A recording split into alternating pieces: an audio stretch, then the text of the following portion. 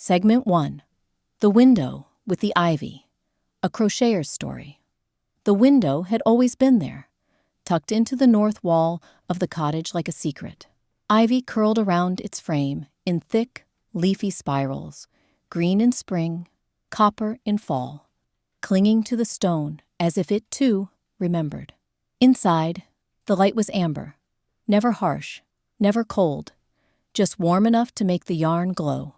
Mara kept her yarn in baskets, not bins, not drawers, baskets, woven ones, with handles worn smooth from years of reaching in and out. Each basket held a story: the soft dove-gray skein from her mother's attic, the sunflower yellow she'd bought impulsively on a rainy Tuesday, the hand-dyed merino that cost too much but felt like butter between her fingers. She didn't hoard yarn. She curated it, like a librarian of texture. Her favorite chair sat just beneath the ivy-framed window.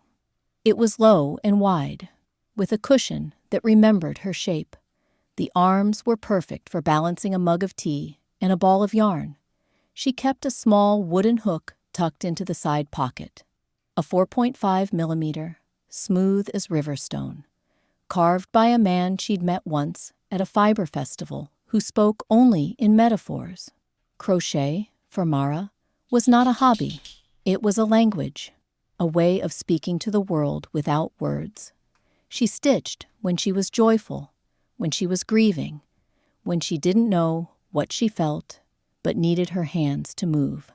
Her fingers knew the rhythm: yarn over, pull through, loop and twist. It was a dance, quiet and ancient. The window watched her. In summer, it let in the scent of honeysuckle and the hum of bees. In winter, it framed frost like lace, delicate, ephemeral, a pattern she once tried to mimic in thread. The ivy never died, only slept, and when the wind blew just right, it tapped against the glass like a visitor. One autumn afternoon, Mara sat with a skein of moss-green wool in her lap. It was thick and rustic, spun unevenly, with flecks of bark and leaf still clinging to the fibers. She'd found it at a roadside farm stand, tucked between jars of honey and bundles of lavender. The woman who sold it had hands like hers, strong, veined, gentle. "It's sheep from the hill," she'd said. "They graze near the old stone circle." Mara didn't ask which hill. She didn't need to.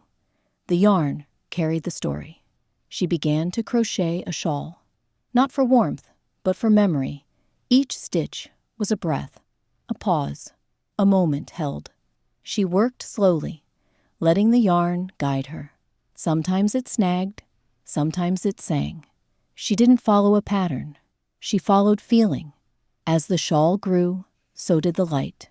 The window glowed golden, casting long shadows across the floor. The ivy shimmered, backlit and alive. Mara paused to sip her tea, chamomile and rose hips, steeped long enough to taste like dusk. She ran her fingers over the fabric forming in her lap. It was imperfect, beautiful, like moss on stone. She thought of her grandmother, who taught her to crochet with kitchen twine and a bent metal hook. "It's not about neatness," she'd said. "It's about noticing." Mara had been 7, sitting cross-legged on a porch swing, trying to make sense of loops and tension. Her grandmother's hands moved like water. "You'll feel it when it's right," she'd whispered. And Mara had. She still did. The shawl took days, not because it was difficult, but because she let it unfold. She crocheted in the morning, when the ivy was damp with dew.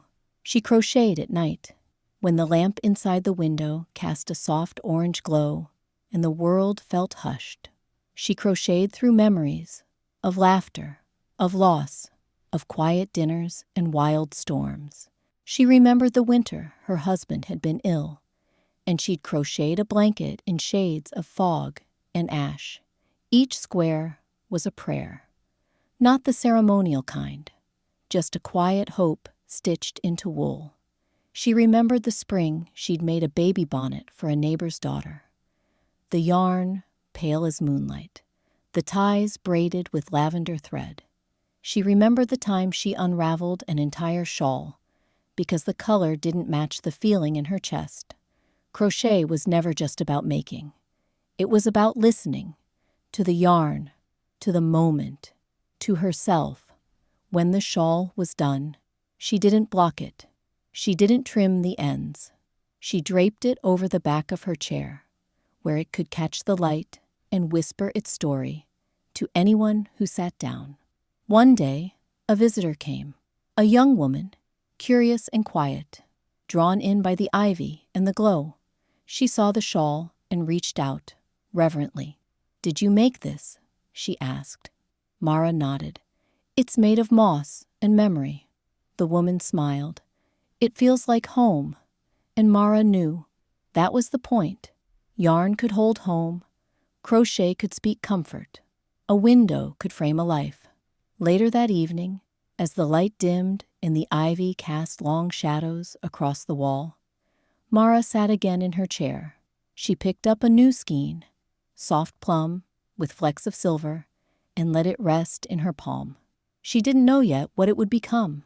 A scarf, a pouch, a story. She didn't rush. Outside, the ivy rustled. Inside, the lamp glowed. And Mara began again. Softly Now, a companion in yarn and story. This is the heart of Softly Now. Not just a series, but a sanctuary. A place where yarn isn't just fiber, but feeling. Where stories aren't just told, but held. For crocheters like you, who move through the world with quiet hands and deep noticing. This space is meant to be a companion. Not loud, not demanding, just present. We know the rhythm of crochet is sacred. It's the hush between thoughts. The way your fingers speak when words fall short. It's the comfort of repetition. The thrill of improvisation. The intimacy of making something from nothing. And in that rhythm, Softly Now hopes to sit beside you. Not to instruct, not to interrupt, but to accompany. Each segment is shaped like a skein, spun with memory, dyed with emotion, looped with care. Whether you're working a simple dishcloth or a sprawling shawl, these stories are here to keep you company, to offer warmth when the room is quiet, to remind you that your making matters. We believe yarn holds more than stitches. It holds seasons, scents, voices, and echoes. It remembers who you were when you started and who you became by the final row. Softly Now honors that.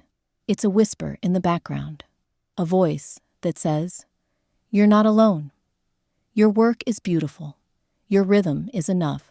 So as you crochet, whether in morning light or midnight hush, know that this story and the ones to come are stitched with you in mind. For the crocheters who crave softness, for the makers who find magic in moss-green wool and ivy-framed windows, for the ones who know that comfort isn't a luxury, it's a language.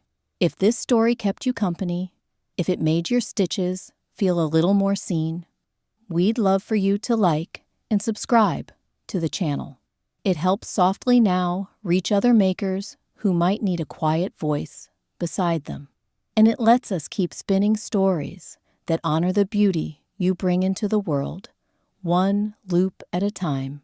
Softly Now is your companion in yarn and story, a gentle voice, a shared breath, a quiet celebration of the magic you make.